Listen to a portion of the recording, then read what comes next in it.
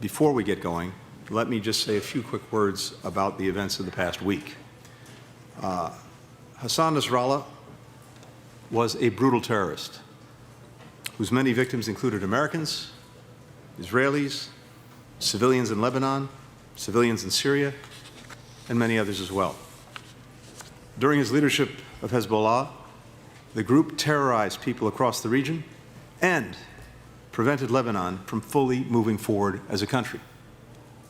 Lebanon, the region, the world are safer without him.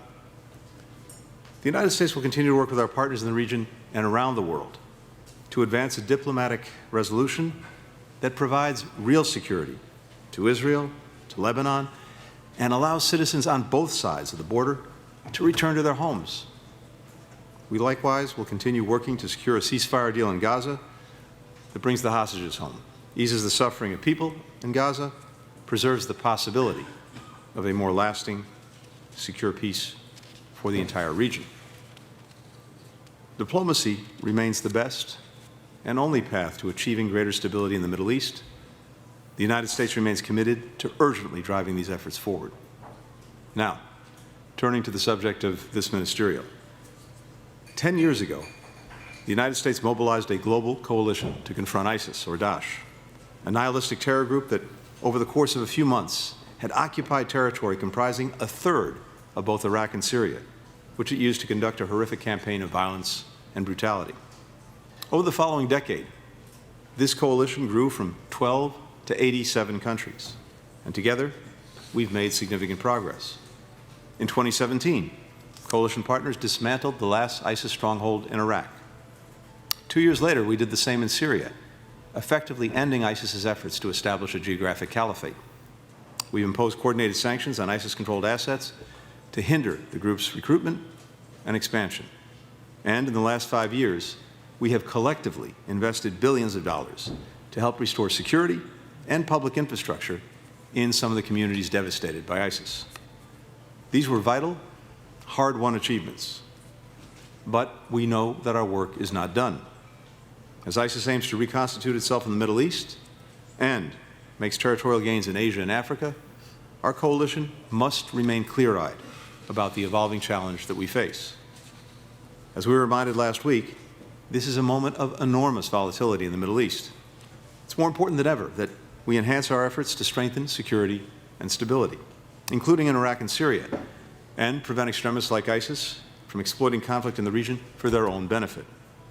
To that end, let me briefly outline the 3 core areas where we will focus our conversations today. First, the United States and Iraq will discuss, and with our other coalition partners as well, our plans for a phased transition of Operation Inherent Resolve. This military mission, established in response to Iraq's 2014 request for support in its campaign against ISIS, will conclude in Iraq by September 2025. Over this period, the United States will work with Baghdad on bilateral security arrangements that will allow us to sustain and build our security partnership and cooperation. In turn, our Iraqi partners will assume greater responsibility for ensuring that ISIS cannot retake territory within Iraq's borders. We're immensely grateful to Iraq and the Iraqi security forces for all of the sacrifices that they've made in this effort and for their steadfast leadership in combating ISIS. As we shift into this new phase of our collaboration, we hope to continue working with our coalition partners, including the NATO mission in Iraq, which intends to continue its own security relationship with Iraq. The United States will also maintain our counterterrorism efforts from outside of Iraq, including in Syria, for as long as needed.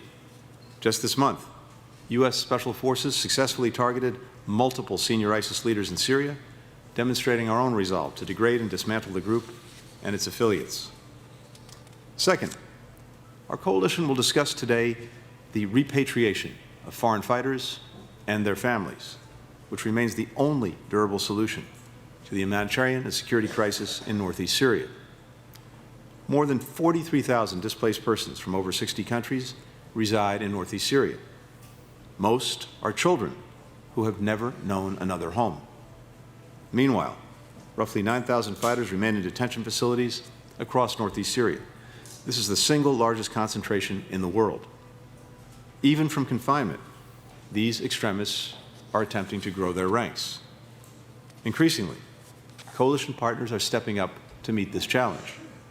Since 2021, the Iraqi government has repatriated more than 10,400 citizens. In the last year, the Kyrgyz Republic repatriated more than 432 of its nationals. Partners like Kuwait have also helped facilitate repatriations, permitting planes departing from Syria to refuel at their air bases. Now, we know repatriation remains a complicated, difficult issue. But if we fail to act, security conditions on the ground will only get worse. We could see fighters once again take up arms and threaten communities that we fought so hard to protect and support. This is not the time to let up. It's a moment to continue our efforts. We have to urgently accelerate our work to repatriate, reintegrate, and, where appropriate, prosecute detained and displaced persons from northeast Syria. The United States stands ready to provide support, logistically, diplomatically, to advance this effort. Finally, we will strengthen our cooperation against ISIS branches outside of the Middle East. In sub-Saharan Africa, ISIS affiliates have gained ground, compounding the threat already present from existing militant groups. To tackle this growing threat, the United States, Italy, Morocco formed the coalition's Africa Focus Group in 2021. Last year, in Riyadh, we welcomed Saudi Arabia as a co-lead of this effort. Already, we've helped African partners better align and coordinate to support civilian-led counterterrorism operations. ISIS Khorasan, based out of Central and South Asia, also poses a distinctive challenge.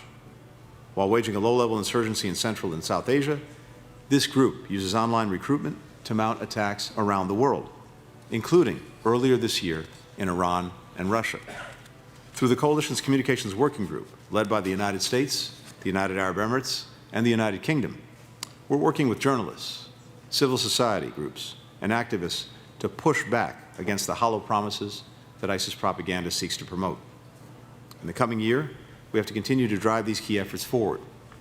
In that spirit, this morning, I can announce that the United States will provide $148 million to enhance civilian-led border security and counterterrorism operations across sub-Saharan Africa and Central Asia.